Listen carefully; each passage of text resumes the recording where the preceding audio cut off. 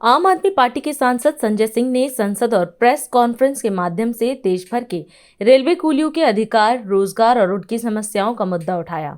उन्होंने कहा कि करीब 22,000 कूली वर्षों से नियमितीकरण और स्थायी नौकरी की मांग कर रहे हैं। संजय सिंह ने आरोप लगाया कि रेलवे में बढ़ते निजीकरण के कारण कूलियों का रोजगार प्रभावित हो रहा है। उन्होंने बताया कि राष्ट्रीय कूली मोर्चा के प्रतिनिधि भी अपनी मांगों को लेकर दिल्ली पहुंचे हैं। वहीं राष्ट्रीय कूली मोर्चा के अध्यक्ष सुरेश ने अपने साथियों के साथ दिल्ली पहुंचकर केंद्र सरकार से मांग की कि वर्ष 2008 की तर्ज पर कूलियों को भी रेलवे में स्थायी सरकारी कर्मचारी का दर्जा दिया जाए ताकि उनके भविष्य को सुरक्षित किया जा सके। और आप देखिए, ये लोग लोगों का भार उठाते हैं अपने कंधों पे। इनका कुछ मुद्दा है, बड़ा मुद्दा है, जो हमने सदन में भी उठाया है। लगभग 22,000 कूली पूरे देश में हैं, जिनको नियमित करने की और नौकरियां देने की, उनके परिवार को नौकरी देने की बात अभी से नहीं, लालू यादव जी जब रेल मंत्री थे तब से हो रही है। कुछ भर्तियां भी हुई, लेकिन बाकी लोग रह गए। इनके लिए जो नियम कानून बनाए गए जमीन पे, वो पालन नहीं होता।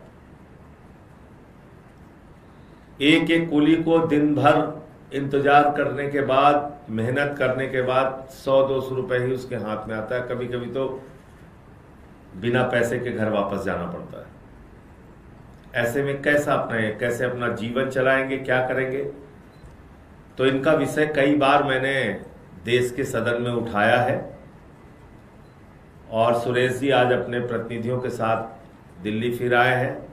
पार्लियामेंट का सेशन चल रहा है और इनकी मांग और इनका पूरा विषय हम लोग संसद के अंदर उठाएंगे। सुरेश जी हैं, अध्यक्ष हैं ये, और राष्ट्रीय कुली मोर्चा के ये अध्यक्ष हैं और लखनऊ में रहते हैं। काफ़ी इन्होंने अपना संगठन मजबूत बनाया है। तो अपनी मांगों के बारे में और डिटेल से आपको बताएंगे। मेरा नाम सुरेश यादव है। मैं राष्ट्रीय कुली मोर्चा का नेशनल कोऑर्डिनेटर हूं और आज हमारे पूरे देश से जो हमारे साथी हैं सब आए हुए हैं।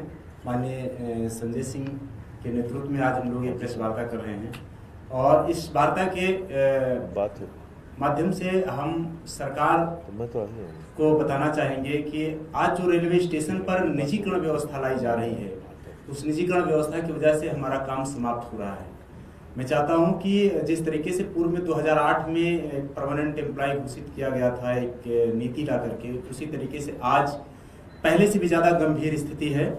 तो हमारे देश के कुलियों को रेलवे के अंदर सरकारी नौकरी में समायोजित किया जाए जिस तरीके से 2008 में किया गया था। और दूसरी चीज, रेलवे के अंदर जो निजी हाथों में कुलियों का काम सौंपा जा रहा है, उस काम को सरकार अगर प्राइवेट सेक्टर में दे रही है तो रेल के अंदर एक तनाव पैदा हो रहा है कुली में और प्राइवेट कंपनियों में।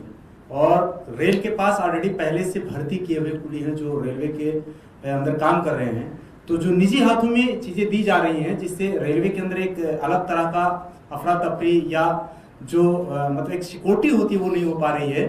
तो अगर ये काम सरकार अपने हाथों में लेकर अगर कुलियों से कराती है तो ज्यादा बेटर होगा। और इस तरीके से अगर काम हो तो ज्यादा सही होगा कि निजी चीजों को रोका जाए और जो निजी चीजें में बढ़ावा दिया जा रहा है उसे कुली को ही हैंडओवर कर दिया जाए और सरकार उसे अपने हाथ में लेकर के कुली से काम कराए, क्योंकि सरकार के पास ऑलरेडी पहले से ही कुली है।